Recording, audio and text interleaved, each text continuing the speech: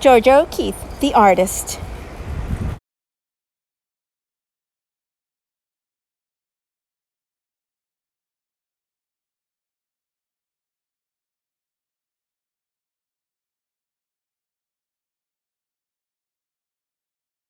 Georgia, a portrait by Jeanette Winter. Georgia O'Keeffe was born on a farm in Wisconsin in 1887. When I was 12 years old, I knew what I wanted to be, an artist. I've always known what I wanted. When I was small, I played alone for hours and hours. I was satisfied to be all by myself. I did things other people don't do. When my sisters wore sashes, I didn't. When my sisters wore stockings, I wore none. And when my sisters wore braids, I let my black hair fly. I rode to town every Saturday to copy pictures from the stack in the art teacher's cupboard. At home, I looked out my window and drew pictures of what I saw. Maybe I could make something beautiful.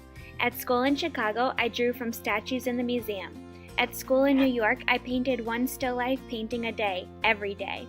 At school, I painted my teacher's ideas. But when the school days were over, I went out into the wide world to discover my own ideas. I went to the Texas plains, the Wild West of my childhood books.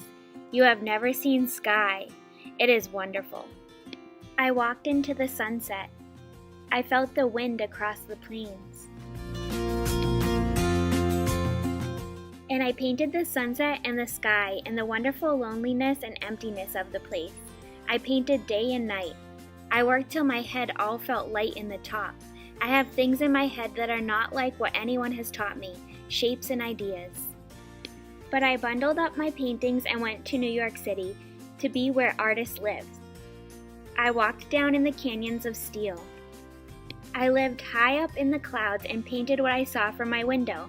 But sometimes what I saw from my window was the far away calling me. I painted a garden in the city.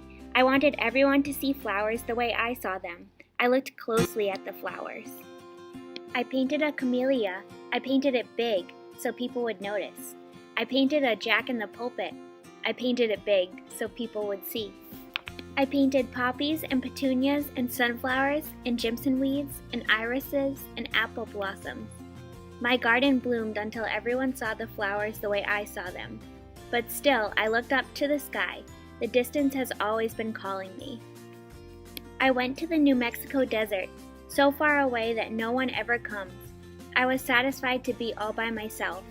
It was too dry for the flowers to grow, but there were bones.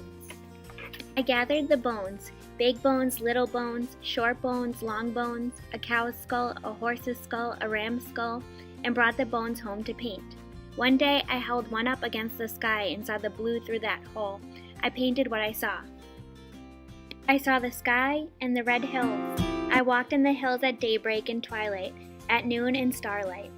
I painted the arms of two red hills reaching out to the sky and holding it.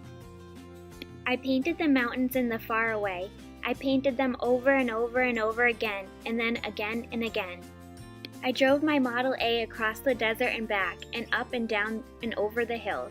I painted in my studio on wheels until the afternoon bees chased me home. Even in winter, I went far out into the far away and painted in the bitter cold. I painted when the wind was so strong it nearly blew me away. I did things other people don't do. I climbed my ladder to the night sky to wait for the sun. I slept under the stars to see the morning sky when I woke. I stayed in the desert. My hair turned from black to gray to white as the bones. I still walked the red hills.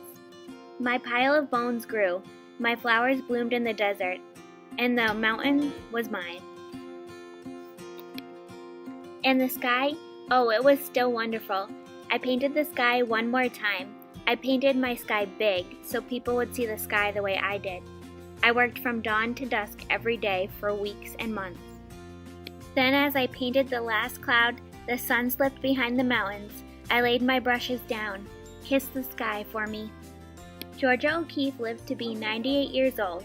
In museums all across the land, people see her flowers, deserts, hills, cities, and skies the way she did.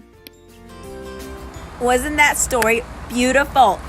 Georgia O'Keeffe is amazing, boys and girls. In honor of that, I'm wearing a flower. Okay, what's next? We're going to show you some pictures of some flowers that you can choose from, okay? The flowers can be whatever you want. Remember, this is your drawing. It comes from you, okay? Just like Georgia O'Keeffe did her work, you're gonna do your flower. What you like, what colors you like, what shapes you like.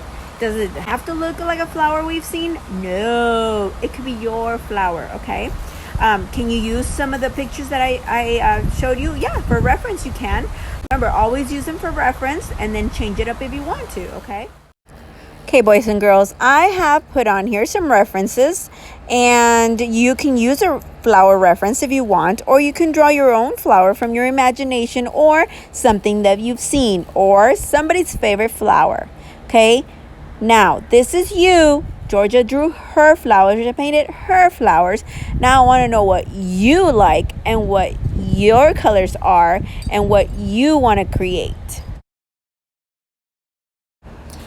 Is there any right or wrong answer of how to do this? You're correct. This is your watercolor painting. You enjoy it, have fun. Think about the colors you want to use. Think about the shapes. Think about the style, what's in the background. Tell me what kind of flower you want to draw. Remember, you can pause the video and look at the flowers for references, or again, use your imagination.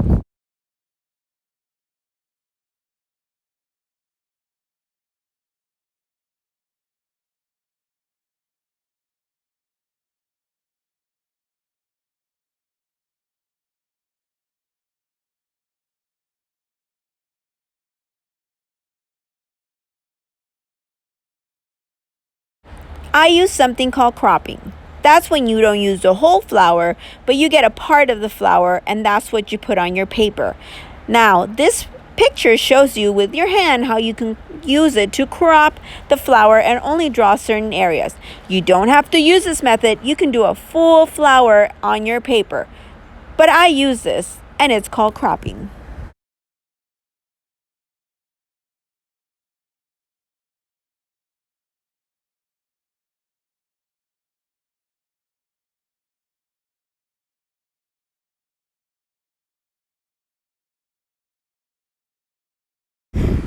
You will need the following: a pencil, a paintbrush, water, a rag or napkin, your watercolor set, and a piece of paper. Remember, when you start, you already looked at your references, so you have an idea of what flower you want to draw. Okay, so I'm drawing my small petals. Remember, I cropped, so I don't have the full circle. I have almost a half circle. Okay, and draw your petals. Remember, this is your flower. Be creative.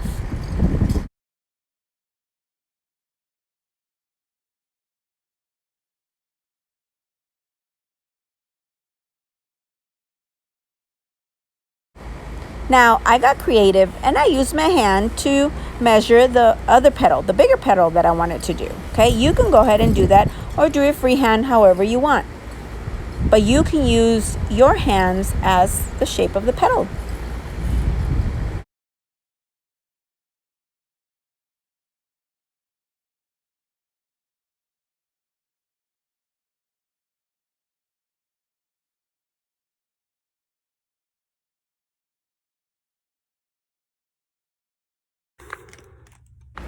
So I'm using warm colors. I'm going to use my orange, and I'm going to use my yellow in the inside. I put some polka dots in there. Well, I describe them as polka dots, but they could, remember, be pollen.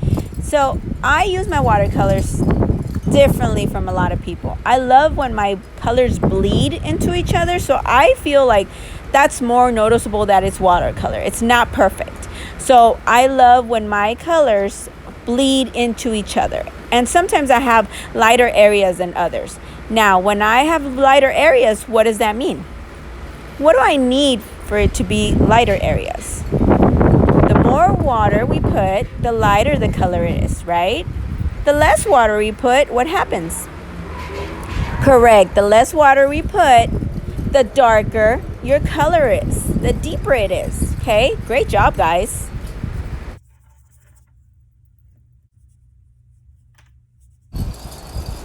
Okay guys, now I'm using my cool colors. I love my blues.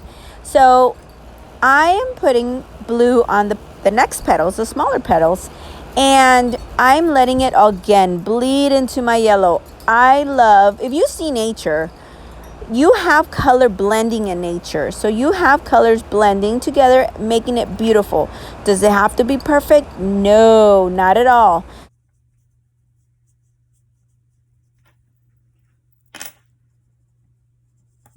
So tell me, when my blue bleeds into my yellow, what color do you think it makes? Think about it. Correct! Green! Woohoo! Okay, so now I'm going to my bigger petal. Remember the one that I used my hand and shaped my petal with my hand. Okay, I'm using another cool color. I'm using purple. I love purple. So I'm doing the same thing I did with my blue, just placing it on there. Remember, if you want it lighter petal, you add more water. But careful, do not add too much water. Guess what happens if you add too much water to your paper? I'll wait. Correct. You can tear your paper and you would have to start all over again, which isn't a bad thing because sometimes I mess up my work, but it's okay. The more you do your stuff, the more you practice, the better you get at what you're doing. Now, I'm going to finish it off by doing the background. The background, I wanted to do it a little bit more natural, like in its green environment, the flower in its green environment. So that's what I'm going to add. I'm going to add some green on my empty spaces, okay?